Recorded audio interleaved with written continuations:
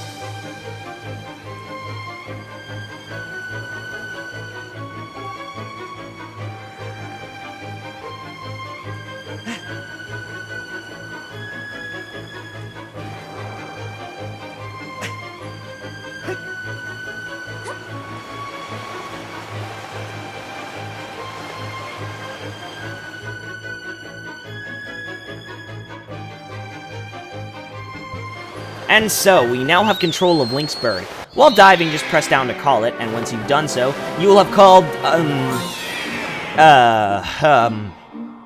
Oh, wait, that's right. Yeah, for some reason, Link's bird doesn't actually have a name. I know none of the other birds seem to have names, but whatever. Personally, I like to call him the King of Red Loftwings. Nonetheless, we're gonna get a brief tutorial on how to fly the bird around. If you've ever flown with TLoZ in Super Mario Galaxy 2, this should feel a bit familiar to you, if not slightly more sensitive, and thank God, because let me tell you something, TLoZ controlled incredibly poorly. Nonetheless, you're gonna have to swing the Wii Remote to fly around on the bird. It might be a bit tricky to get used to at first. If you've ever played the skydiving minigame from Wii Sports Resort, or, you know, that other game from other game that uses the Wii Motion Plus, it feels just like that. I can't really describe the sensation of flying around on the bird, if I may be honest. There aren't a whole lot of games that I can really compare it to. Though, I'm sure that there are just enough games out there that I could. I just have not played enough of them. She'll basically just say, flap the Wii Remote, tilt the Wii Remote, go up really high, dive down really low, and press the A button to charge. That's really all you need to know. I have very little advice for this segment, which really begs the question, why am I even talking over it anymore? To fill in all the space? Yeah, that's probably it.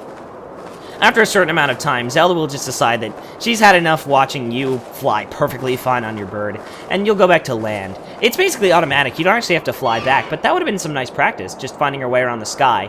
After all, the white clouds can be a bit confusing, and while the draw distance is very good, and you can see a whole lot, occasionally you do have a little bit of trouble seeing through the clouds.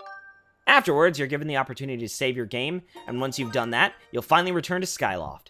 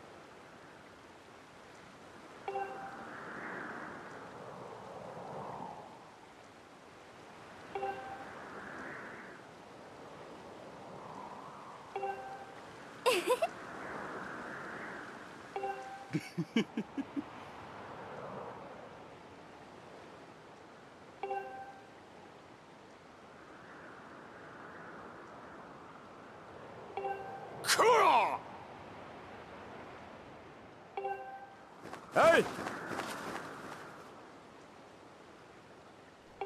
Alright, folks, looks like the race is on. So, join me in the next episode for the big Loftwing race.